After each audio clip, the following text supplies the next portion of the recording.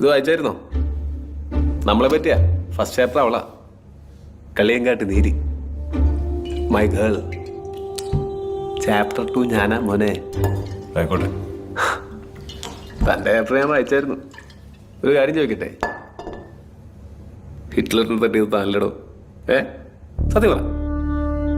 അല്ല, ഇതിനകത്ത് അങ്ങനെയൊക്കെ എഴുതി വെച്ചേക്കുന്നത്, അതുകൊണ്ട് ചോദിച്ചാ. നിനക്കിപ്പോ എന്താ വേണ്ടേ?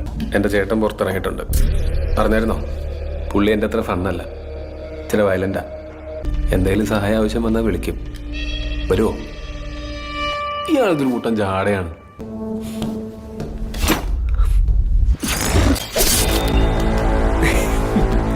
എനിക്കറിയാം താൻ വരുമെന്ന്. ഇല്ലെങ്കിൽ ചാത്തന്മാര് തന്നെ കൊണ്ടുവരും.